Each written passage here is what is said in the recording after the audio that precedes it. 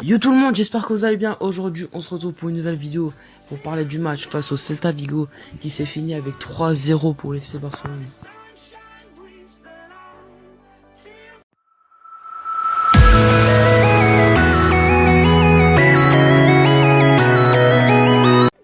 Avant de parler du match, Serginho Dest vient de signer au FC Barcelone contre un chèque de 21 millions plus 5 millions d'euros de bonus. L'international américain signe au Barça pour un contrat de 5 ans. Maintenant, on va parler des points positifs et négatifs du match. En termes de points positifs, l'attaque du FC Barcelone, ça court vite et ça finit bien lors des 30 derniers mètres.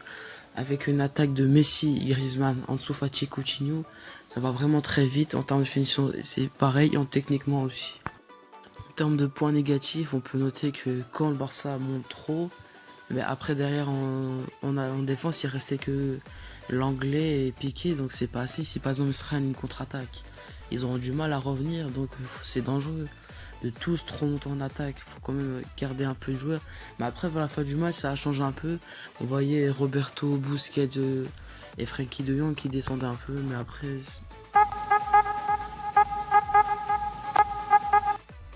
Pour le top 3 des bons joueurs hier du match, je mettrai en premier Philippe Coutinho. Il a fait un super match. Ballon pied, il était parfait en passe. Comme en défense en attaque, il était nickel. Ça fait plaisir de le revoir avec cette forme.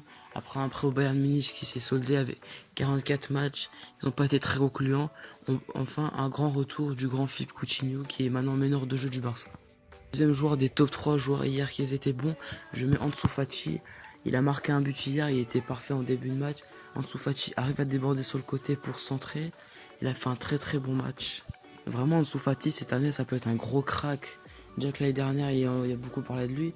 Là, il confirme en termes de son niveau. S'il continue comme ça, Ansu Fati, il deviendra d'ici quelques années comme un grand Lionel Messi. Et pour le dernier joueur du top 3, je mets Frenkie de Jong. Il a été magnifique dans ce match. Quand il défendait, il était parfait. Même en attaque, il arrivait à trouver des espaces vers Lionel Messi ou Philippe Coutinho. Il a fait un match parfait, pas d'erreur. Toujours bon en défense ou en attaque. Il a été parfait.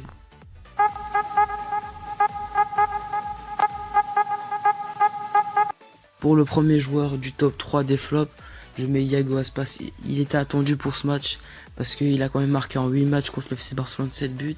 Mais il n'a pas réussi vraiment à marquer, il a été mauvais. Il a eu du mal lors des 30 derniers mètres, lors de la finition. Il a vraiment...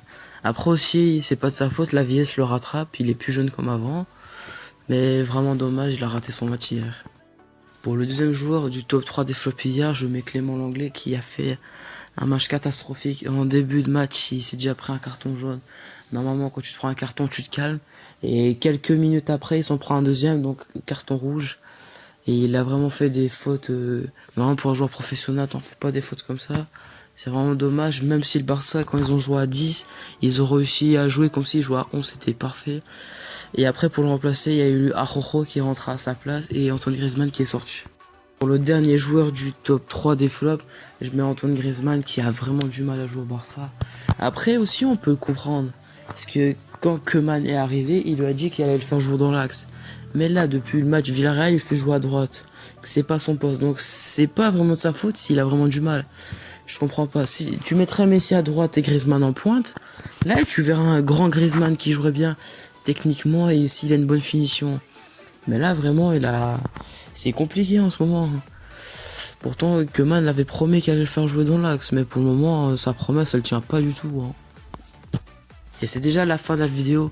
On se retrouve ce week-end pour parler du match face au FC Séville qui sera un premier gros choc. On se retrouve à la prochaine.